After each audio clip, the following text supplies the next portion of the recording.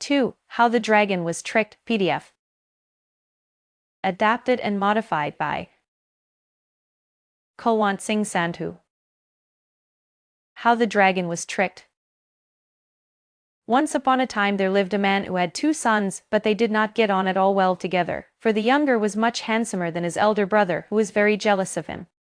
When they grew older, things became worse and worse, and at last one day as they were walking through a wood, the elder youth seized hold of the other, tied him to a tree, and went on his way, hoping that the boy might starve to death. However, it happened that an old and humpbacked shepherd passed the tree with his flock, and seeing the prisoner, he stopped and said to him, "Tell me, my son, why are you tied to that tree?" "Because I was so crooked," answered the young man, "but it has quite cured me, and now my back is as straight as can be." "I wish you would bind me to a tree," exclaimed the shepherd, "so that my back would get straight." "With all the pleasure in life," replied the youth. "If you will loosen these cords, I will tie you up with them as firmly as I can."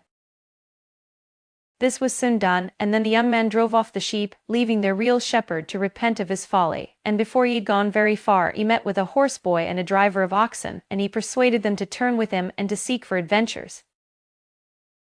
By these and many other tricks he soon became so celebrated that his fame reached the king's ears, and his majesty was filled with curiosity to see the man who had managed to outwit everybody.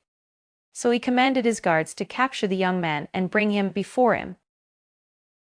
And when the young man stood before the king spoke to him and said, "By your tricks and the pranks that you have played on other people, you have, in the eye of the law, forfeited your life, but on one condition I will spare you, and that is, if you will bring me the flying horse that belongs to the great dragon. Fail in this, and you shall be hewn in 1,000 pieces."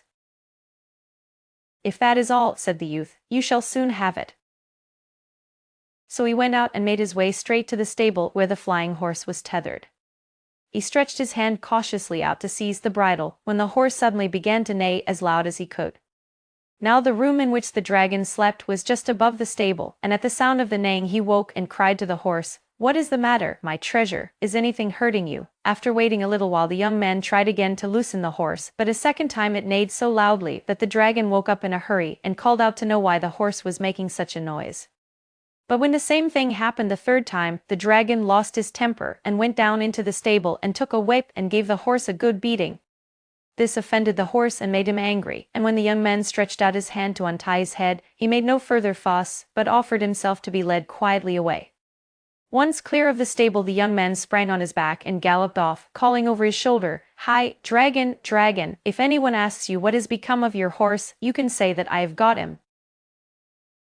But the king said, "The flying horse is all very well, but I want something more. You must bring me the covering with the little bells that lies on the bed of the dragon, or I will have you hewn into 1,000 pieces."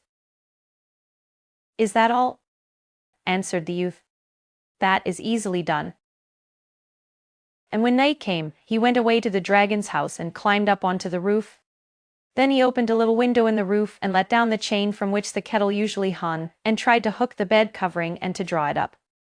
But the little bells all began to ring, and the dragon woke and said to his wife, "Wife, you have pulled off all the bedclothes," and drew the covering towards him, pulling as he did so, the young man into the room.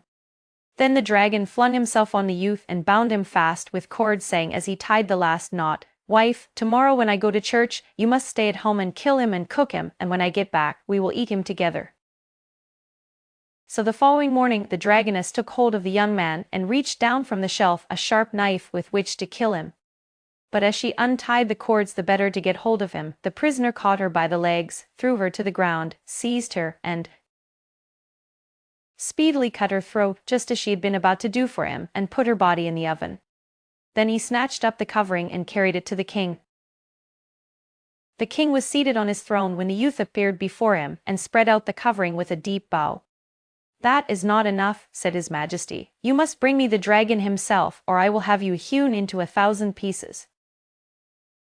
"It shall be done," answered the youth, "but you must give me 2 years to manage it, for my beard must grow so that he may not know me." "So be it," said the king.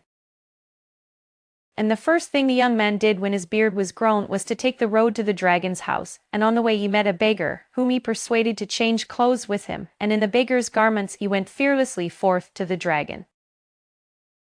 He found his enemy before his house, very busy making a box, and addressed him politely. "Good morning, your worship, have you a morsel of bread?" "You must wait," replied the dragon, "till I have finished my box, and then I will see if I can find one." "What will you do with the box when it is made?" inquired the beggar.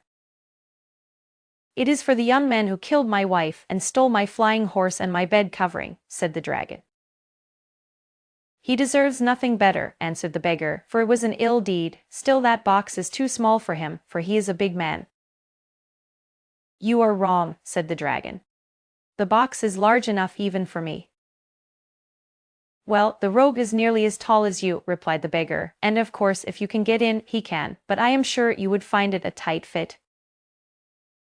"No, there is plenty of room," said the dragon, tucking himself carefully inside. But no sooner was he well in, than the young man clapped on the lid and called out, "Now press hard, just to see if he will be able to get out." The dragon pressed as hard as he could, but the lid never moved. "It is all right," he cried, "now you can open it." But instead of opening it, the young man drove in long nails to make it tighter still. Then he took the box on his back and brought it to the king. And when the king heard that the dragon was inside, he was so excited that he would not wait one moment, but broke the lock and lifted the lid just a little way to make sure he was really there. He was very careful not to leave enough space for the dragon to jump out, but unluckily there was just room for his great mouth, and with one snap, the king vanished down his wide red jaws. Then the young man married the king's daughter and ruled over the land, but what he did with the dragon nobody knows.